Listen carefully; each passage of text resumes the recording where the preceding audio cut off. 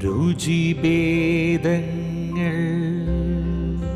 Hi friends, എല്ലാവർക്കും രുചിഭേദങ്ങളിലേക്ക് സ്വാഗതം. ഇന്നത്തെ വീഡിയോയിൽ നമ്മൾ നല്ല ടേസ്റ്റി ആയിട്ടുള്ള പഴപ്രഥമനാണ് കാണാൻ പോണത്.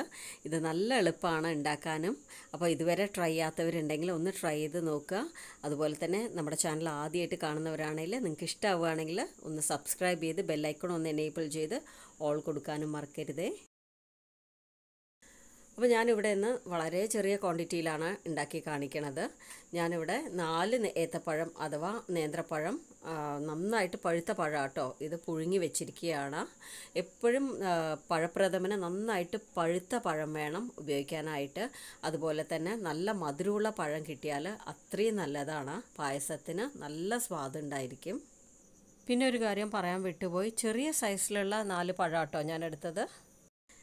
ചെറിയ ക്വാണ്ടിറ്റിക്ക് എന്തിനാ അത്ര വലിയ ഉരുളിയെന്ന് വിചാരിക്കണവരുണ്ടാവും. ഞാൻ നാട്ടിൽ വന്ന സ്ഥിതിക്ക് എനിക്ക് അമ്മയുടെ ഈ ഒരു ഉരുളിയിൽ ഉണ്ടാക്കണമെന്ന് വളരെയധികം ആഗ്രഹം തോന്നിയത് കൊണ്ടാണ് ഇന്ന് ഇത് എടുത്തത് കേട്ടോ. അപ്പോൾ ഈ ഒരു ഉരുളി നന്നായിട്ട് ചൂടായ ശേഷം 3 ടേബിൾ സ്പൂൺ നെയ്യിട്ട് കൊടുക്കുകയാണ്. അതിനുശേഷം ഞാൻ നേരത്തെ വേവിച്ച് വെച്ച നേന്ത്രപ്പഴം ഉണ്ടല്ലോ, അതിൽ ആരൊക്കെ കളഞ്ഞിട്ട് നന്നായിട്ട് മാഷ് ചെയ്ത് വെച്ചതാണത്. നിങ്ങൾക്ക് ഇത് വേണമെങ്കിൽ മിക്സിയിൽ നന്നായിട്ടൊന്ന് അരച്ചെടുക്കാം. ഇഷ്ടമുള്ള പോലെ ചെയ്യാം കേട്ടോ ഈ ഒരു കാര്യം.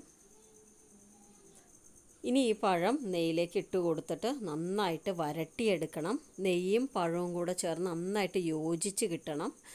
നമ്മൾ ആദ്യം ഇട്ട നെയ്യുണ്ടല്ലോ, ഈ പഴം മുഴുവനായിട്ട് അബ്സോർബ് ചെയ്യും.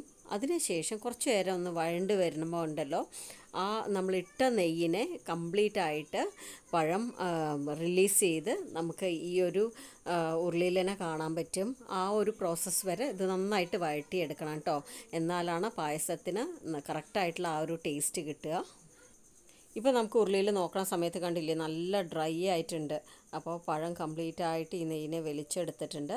അപ്പോൾ കുറച്ച് നേരം കഴിഞ്ഞ് നോക്കണ സമയത്ത് കണ്ടില്ലേ, ഞാൻ നേരത്തെ പറഞ്ഞ പോലെ നമ്മൾ ഇട്ട നെയ്യ് കംപ്ലീറ്റ് ആയിട്ട് തിരിച്ച് ഉരുളിയിലേക്ക് തന്നെ വന്നിട്ടുണ്ട്. അടുത്തത് നമുക്ക് ശർക്കര ചേർത്ത് കൊടുക്കണം. ഞാനിവിടെ ഒരു 300 ഗ്രാം നല്ല മധുരമുള്ള ഡാർക്കായിട്ടുള്ള ശർക്കര ആട്ടോ എടുത്തിരിക്കണം. ഇത് നന്നായിട്ട് അരിച്ച് വെച്ചതാണ്. അപ്പോൾ അതിട്ട് കൊടുക്കാം.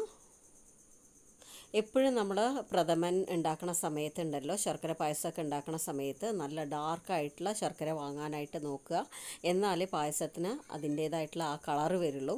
കളറില്ലെങ്കിൽ ശർക്കര പായസം അത്ര കാണാനൊരു രസം ഉണ്ടാവില്ല. മാത്രമല്ല, വെളുത്ത ശർക്കരയിൽ ബ്ലീച്ചൊക്കെ ചേർത്തിട്ടാണ് ആ ഒരു കളറാക്കണമെന്ന് പറഞ്ഞു കേൾക്കുന്നുണ്ട്. അപ്പോൾ ഇനി വരട്ടിയ പഴവും ശർക്കരയും കൂടെ ചേർന്നിട്ട് നന്നായിട്ട് യോജിച്ച് വരണം. നല്ലൊരു കുഴമ്പ് രൂപത്തിലാവണ വരെ നന്നായിട്ട് വരട്ടിയെടുക്കണം കേട്ടോ. അപ്പോൾ ഇനി അടുത്തത് നമുക്ക് രണ്ടാമതും മൂന്നാമതും പിഴിഞ്ഞെടുത്ത തേങ്ങാപ്പാൽ വേണം ചേർത്ത് കൊടുക്കാനായിട്ട്. ഞാൻ 1.5 തേങ്ങയാട്ടോ എടുത്തിരിക്കണത്. അതായത് നല്ല വലിപ്പമുള്ള 3 മുറി തേങ്ങയാണ് ഇന്ന് എടുത്തിരിക്കുന്നത്.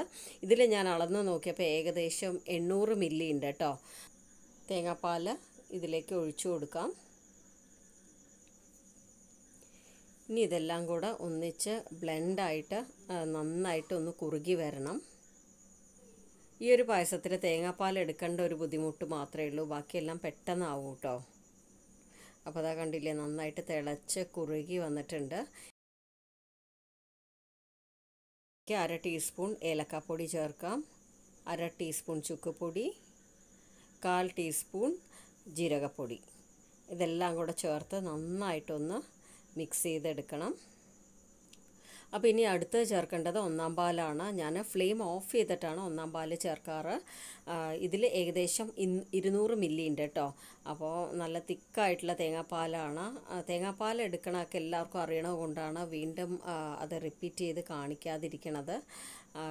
നമുക്ക് എപ്പോഴും 1-ാം പാൽ എടുക്കുന്ന സമയത്ത് ഇളം ചുടുവെള്ളം അതിലൊഴിച്ച് വെച്ച് ഒരു 15 മിനിറ്റ് വെച്ച ശേഷം എന്താ ചെയ്യേണ്ടതെന്ന് വെച്ച് കഴിഞ്ഞാൽ നന്നായിട്ട് കൈകൊണ്ട് ഞെരടി എടുത്ത ശേഷം മിക്സിയിലിട്ട് ഒന്ന് കറക്കിയെടുക്കണം. അപ്പോൾ നല്ല തിക്കായിട്ടുള്ള തേങ്ങാപ്പാൽ കിട്ടും.